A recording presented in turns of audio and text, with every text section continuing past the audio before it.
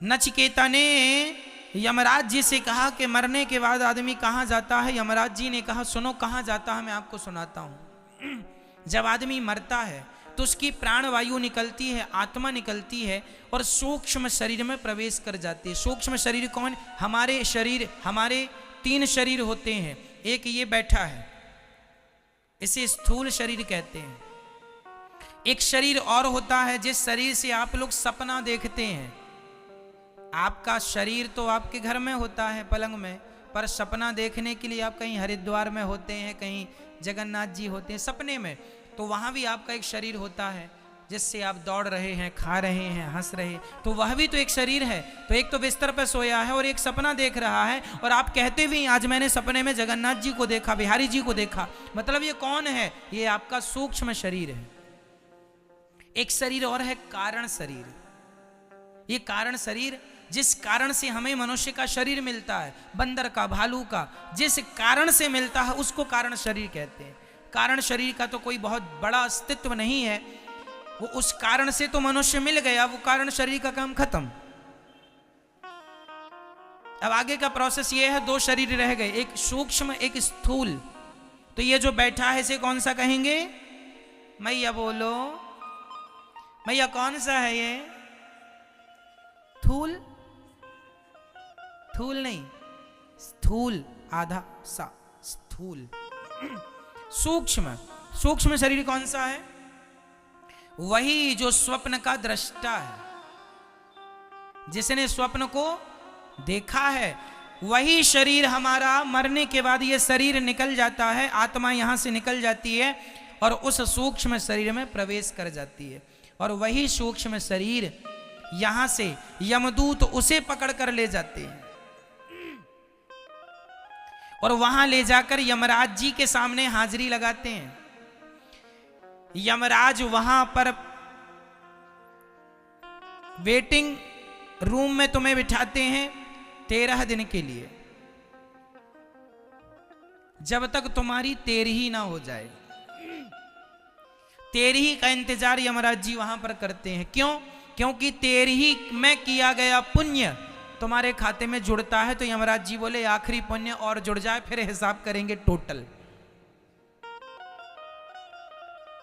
तो फिर आप लोग जो 13वीं में ब्राह्मणों को खिलाते पिलाते हैं ना, समाज को, गांव को, वो सबको खिलाने पे उस आदमी के नाम से खिलाया, उस महिला के नाम से, उस जीव के नाम से खिलाया, वो पुण्य उसको मिलता है।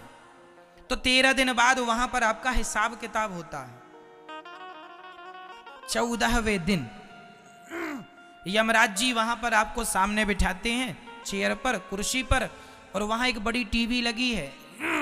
तो आपने जन्म से मृत्यु तक जो जो किया था सब रिकॉर्डिंग हो रही थी। तो वहां पर फिर पेन ड्राइव के द्वारा वहां सेटअप पे लगाया जाता है और फिर तुम्हारे जन्म से मृत्यु तक जो जो तुमने किया है, पुण्य पाप, सब वहां चलता है। यमराज जी कहते हैं देखो तुमने क्या किया, देखो कितनों का तुम गला दबा रहे हो, लूट रहे हो, देखो तुमने झूठ बोला, देखो तुमने कपट किया, देखो तुमने छल किया, तुम्हें इसलिए हमने संसार में भेजा था। आप बार बार लज्जित होते हैं अपने किए कर्म पर। अरे राम राम राम, मैंने क्या किया। आप जब बार बार झूठ बोलते हैं, यहाँ तो बड़ा मजा आ रहा है, झूठ बोलो, खूब पैसा कमाओ, कैसे भी कमाओ, गला दबा दो, मार डालो, कुछ भी करके लोग पैसा कमा रहे हैं। लेकिन वो ये भूल रहे हैं कि इसका हिसाब देना पड़ेगा। किसी को कौड़ी कम नहीं देता, किसी को दमड़ी ज्यादा, और समझदार तो चुप रह जाता, मूर्ख शोर मचाता, मेरे मालिक की दुकान में सब लोगों का खाता, बचेगा कोई नहीं। तुमने अंधेरे में भी जो पाप किया होगा ना, वहां सब रिकॉर्ड है, पूरी रिकॉर्डिंग है वहां। इसलिए बच के रहना रे बाबा, ईश्वर के घर देर है अंधेर नहीं है। हिसाब जब होगा, पाई पाई का हिसाब होगा। कर लो तुम खूब अत्याचार, ध्यान रखना, भोगना तुम्हें ही है। चलो, यमराज जी ने वहां हिसाब किताब कराया। अच्छा, देखो तुम गलत कर रहे हो, देखो तुमने झूठ बोला, देखो तुम अपने माँ को डांट रहे हो, देखो तुम अपनी माँ को गाली दे रहे हो, देखो तुमने अपनी माँ को 2 रोटी तक नहीं दी, देखो तुमने अपनी मां के साथ कितना अत्याचार किया, देखो तुमने अपनी पत्नी पर कितना अत्याचार किया।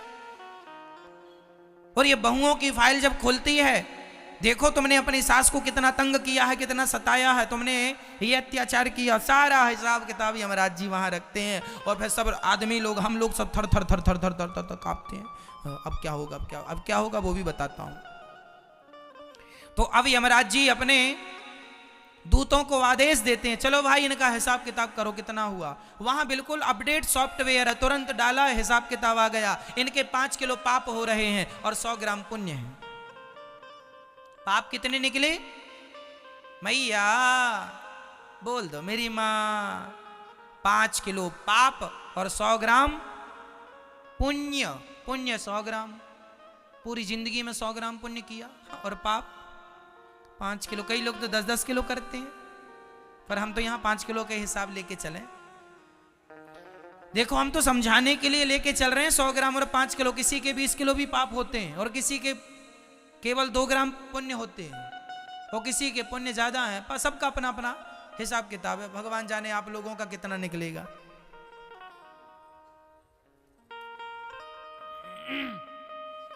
तो वहां पर फिर यमराज जी, अब कितना निकला, 5 किलो पाप। माना कि 5 किलो पाप निकला, तो फिर यमराज जी बोलेंगे आपके पाप ज्यादा हैं, इसलिए अब आपको 84 लाख योनियों में हम भेज रहे हैं। तो तुम्हारे किए हुए पापों का दंड भोगने के लिए कुछ दिन वहां नरक में रखा जाता है और नरक की यातनाएं दी जाती हैं, और फिर नरक से रिफर कर दिया जाता है। जैसे छोटे हॉस्पिटल से बड़े हॉस्पिटल मरीज को भेजा जाता है। अब ये हमारे बस का नहीं है, यहाँ जितना होना था हो गया, अब वहां ले जाओ, आगे का ट्रीटमेंट वहां होगा। उसी प्रकार से आप लोगों को पहले वहां नरक में रखा जाता, कुछ दिन वहां धुलाई उलाई होती है आप लोगों की। अब बड़ी बड़ी कढ़ाइयां हैं वहां पर, रौरव, महारौरव, कुंभीपाक, अंध्रतामिश्र, कालसूत्र, असीपत्रवन, सुकरमुख, ऐसे 28 नरक हैं। जो महिला दूसरे पुरुष से संबंध बनाती है उसे सुकर मुख नरक में डाला जाता है। वहां एक लोहे का पुरुष होता है गरम, और जो पुरुष दूसरी महिला से और जो महिला दूसरे पुरुष से संबंध बनाती है, तो वहां पर स्त्री महिला दोनों नरक में उपलब्ध हैं, लोहे के बिल्कुल गरम। तो महिलाओं को, जो महिला किसी पुरुष के साथ व्यभिचार करती है, उसे वहां लोहे के पुरुष से चिपकाया जाता है, और जो पुरुष किसी महिला के साथ व्यभिचार करता है, गलत हरकत करता है, उसे उस महिला के संग चिपकाया जाता, जो लोहे की बिल्कुल गरम, उससे चिपकाया जाता है। आदमी तड़पता है, रोता है, चीखता है, चिल्लाता है। फिर वहां पर कोड़ों से मार लगाई जाती है।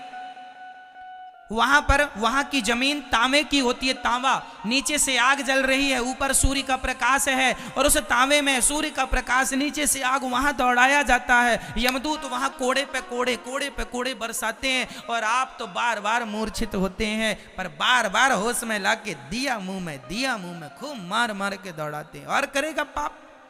जैसे धोबी घाट में धोबी कपड़ों की धुलाई कैसे करता है, दे उठा उठा के, हे ले, और पाप कर ले। मजा आ रहा था पाप करने में। पिट, यमराज कोड़े से जब यमदूत मारते हैं ना, नानी याद आ जाती है। अभी कर लो खूब पाप तुम। ये बहुएं सासों को खूब रुलाती हैं ना, तुम्हारा एक एक आंसू का हिसाब होगा वहां पर। कर लो तुम अत्याचार, बचेगा कोई नहीं। परमात्मा सब देख रहे हैं, अंधे थोड़ी हैं वो। लाख आंख से देख रहा है तुझे देखने वाला, सच की खेती कर ले चतुर नर, समय गुजरता जाता मेरे मालिक की दुकान में सब लोगों का खाता।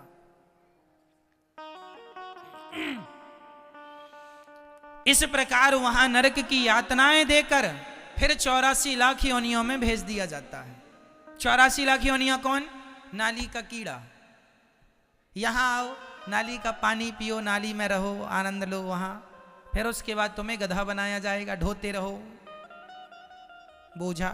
फिर उसके बाद तुम्हें सुअर बनाया जाएगा। जो शराब वराब ज्यादा पीने के शौकीन है ना, इनको सुअर बना दिया जाता है। जाओ गंदी नाली में तुम, क्योंकि शराबी अक्सर ना गंदी नाली में जाके गिरता है, तो भगवान बोले चलो तेरा वहीं ज्यादा मन था तो तू वहीं जा।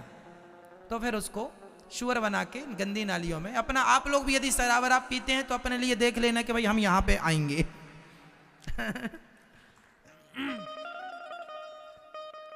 शराब पीना महापाप है। मैंने पहले कथा में बताया है आपको 5 प्रकार के महापाप होते हैं। उन महापापों में पहला महापाप शराब है, दूसरा स्वर्ण की चोरी है, तीसरा ब्रह्म हत्या, ब्राह्मण की हत्या और गौ हत्या है, और चौथा गुरु पत्नी पर कुदृष्टि, जो अपने गुरु जी की पत्नी पर कुदृष्टि रखता है।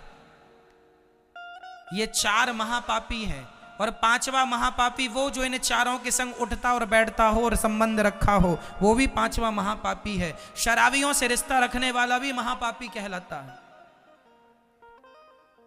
इसलिए ये 5 प्रकार के महापापी को घोर नरक जाना पड़ता है, बड़ी यातनाएं सहनी पड़ती हैं। और इसके बाद फिर आप लोगों को फिर वहां से निकालकर नाली का कीड़ा, सुअर उअर फिर बनाया जाएगा।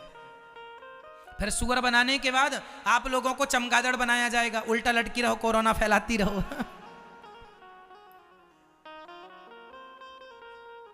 तो चमगादड़। फिर इसके बाद आप लोगों को चींटी बनना पड़ेगा, फिर मछली बनना पड़ेगा, फिर पेड़ बनना पड़ेगा। पेड़ बन के खड़े हैं। अब पेड़ वेड़ से जब मुक्ति मिली तो फिर उसके बाद शेर बनना पड़ा, हाथी बनना पड़ा। फिर 84 लाख योनियों के अंत में आखिरी योनि है गौ माता की। जब आदमी सारे पापों को भोग लेता है, ध्यान से सुनना, जब आप लोग सारे पापों को भोग कर निष्पाप हो जाते हैं तो वेटिंग लिस्ट में जरा देर के लिए डाल दिया जाता है। जब आदमी निष्पाप हो जाता, तुमने सारे भोग लिए ना, तो सारे पाप जब भोग के खत्म कर लिया, जब आप निष्पाप हो गए, तब आखिरी 84 लाख योनियों के बाद सबसे अंतिम योनि गाय की योनि है। फिर आपको गाय बनना पड़ता है। गाय, गौवंश, जिसमें बैल गाय सब आ गए, गौवंश। और फिर गौवंश के बाद फिर तुम जब शरीर त्यागती हो गाय का, गौवंश में बैल का शरीर त्याग कर फिर यमराज के पास जाते हो शुद्ध होकर, तब यमराज जी कहते हैं कि वाह, अब आ गए हो, तुम्हारे 5 किलो पाप खत्म हो गए, अब 100 ग्राम पुण्य बचे हैं। वो 100 ग्राम पुण्य लेकर यमराज जी कहते हैं जाओ, अब तो मनुष्य का शरीर तुम्हें दे रहा हूं। तो ये जो तुमने मनुष्य का शरीर पाया है, ये 84 का चक्कर काट के तुम लोगों ने ये मनुष्य का शरीर पाया है। फिरत सदा माया कर प्रेरा, काल कर्म स्वभाव गुण घेरा, कवहु की नर करुणा नर देही, देता ईस बिनु हेतु सनेही, बड़े भाग्य मानुष तन पावा, सुर दुर्लभ सदग्रंथ निगावा। बड़े भाग्य से ये मनुष्य का तन मिला है, इसे हल्के में ना लो। ये तुम्हें सुअर खाने के लिए नहीं मिला, चोरी करने के लिए नहीं मिला, शराब पीने के लिए नहीं मिला। ये मानव का तन भैया केवल आत्म कल्याण करने के लिए मिला है। क्यों नहीं समझते? क्यों अपना नुकसान कर रहे हो? क्यों जरा से सुख के पीछे अपना सब कुछ बिगाड़ रहे हो? क्यों नहीं समझ रहे हो? जरा सा तुच्छ सा सुख, पैसे का, पत्नी का, परिवार का, भोगों का, इसके चक्कर में आदमी लोक परलोक बिगाड़ के 84 की यातनाएं भोगने पर मजबूर हो रहा है। जरा से सुख के लिए सब छोड़कर, सबसे मन हटाकर केवल भगवान में मन लगाना चाहिए। यही मानव जीवन की सार्थकता है। मेरे तो गिरधर गोपाल, दूसरो ना कोई, यही अंतिम सत्य है। अब ये कितनी देर में आपको ये इतनी सी बात समझाने के लिए इतने सारे ग्रंथ पुराण बनाए, केवल इतनी सी बात समझाने के लिए कि तुम्हें ये समझ में आ जाए कि भगवान मेरे हैं, ये संसार मेरा नहीं है। बस इतनी सी बात समझाने के लिए इतने सारे पुराण बनाए गए और इतने सारा कुछ समझाए कि इतनी सी बात जिस दिन समझ में आ जाए, बस वही आपका जीवन है। ये 84 लाख योनियों का मैंने विवरण आपको दिया। 84 लाख योनियां हैं, इनमें कीट पतंगा, मच्छर, मक्खी सब कुछ आ गया, सब कुछ आ गया। पेड़ पौधे, मछली सब आ गए, उड़ने वाले पशु पक्षी, जलचर, थलचर, नभचर, नाना सब आ गए। जलचर मतलब जल के जीव, थलचर मतलब थल में रहने वाले और गगन आकाश में उड़ने वाले। नभचर नवचर आ गए, सब आ गए। बस बड़े आखिरी में ये मनुष्य का शरीर दिया है, इसलिए चींटियों की संख्या ज्यादा है। भारत में सिर्फ 135 करोड़ लोग रहते हैं, ओनली 135। नई जनगणना आएगी तो 140 होंगे, 150 करोड़ होंगे अधिक से अधिक। भारत में प्रेजेंट में जो हमें जनगणना प्राप्त है उसमें 135 की बात है। 135 करोड़ लोग भारत में रहते हैं। पर मुझे बताओ चींटी कितने करोड़ होंगी पूरे भारत में? कोई गिनती है? मच्छर कितने करोड़ होंगे? हाथी मक्खी कितने करोड़ होंगी? चींटियां, हाथी, चींटियां, मक्खी, और ये चींटी, चमगादड़, और ये भेड़, ये सुअर, ये सब गिनती करो तो आदमी से ज्यादा ये लोग पाए जाते हैं। क्यों? कोई करोड़ों सुअरों के बाद, करोड़ों भोग भोगने के बाद, योनियों में जाने के बाद, तब कहीं जाकर एक बार ईश्वर मौका देते हैं मनुष्य का। इसलिए तुम्हारी जनसंख्या कम है, चींटियों की ज्यादा, क्योंकि वो तो अभी भोग ही रही हैं अपने कर्मों का दंड।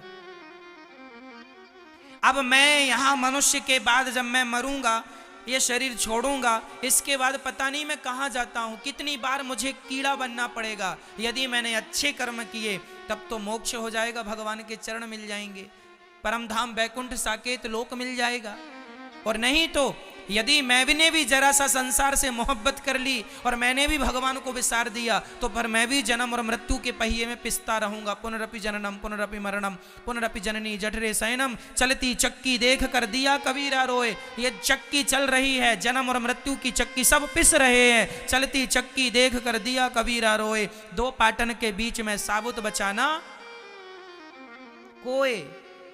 सब पिस रहे हैं, जन्म मृत्यु जन्म मृत्यु जन्म मृत्यु जन्म मृत्यु, यही करते करते खत्म।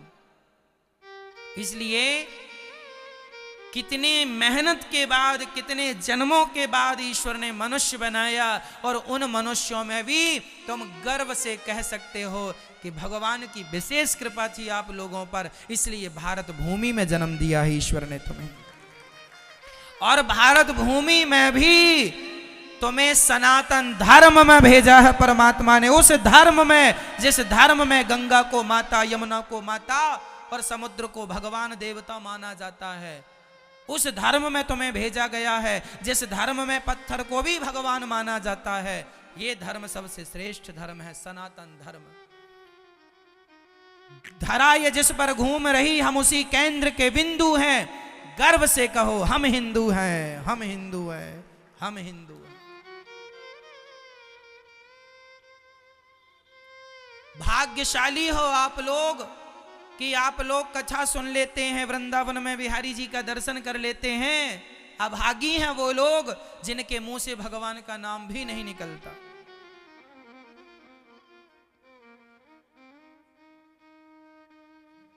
तुमको लगता है अमेरिका वाले ज्यादा भाग्यशाली हैं? ना जी, पैसे अलग विषय है मेरी मां, आध्यात्म अलग विषय है। पैसों से इस ज्ञान की तुलना ना करना। ये जो ज्ञान मैं आपको दे रहा हूं, ये जो मार्ग मैं आपको बता रहा हूं, इस मार्ग को पैसों से तुलना ना करना। मीराबाई के पास क्या पैसों की कमी थी, लेकिन मीराबाई ने जिनके खजाने सोने के थे, उन खजानों को छोड़ करके दुनिया से नाता तोड़कर गिरधर से नाता जोड़ लिया। यदि पैसों की बात करेंगे तो ये आध्यात्म जगत पैसों से मैच नहीं करेगा। यहां त्याग चाहिए, आसक्ति मुक्त आदमी चाहिए। मीराबाई ने क्या उसके पास, अरे राजा की बेटी थी मीरा, और राजा की बहू थी, राणा की बहू थी, कोई कमी नहीं थी उनके घर पैसों की, लेकिन सबसे नाता तोड़कर गिरधर से नाता जोड़ लिया।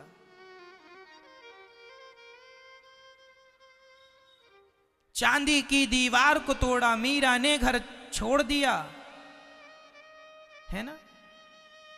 वो परमात्मा से संबंध बनाने के लिए, परमात्मा से रिश्ता बनाने के लिए, परमात्मा को पाने के लिए चांदी और सोने की दीवार को तोड़ दिया। अब आप कहें कि महाराज अमेरिका तो पैसे वाला है, तो पैसे से इस आध्यात्म की तुलना ना करना।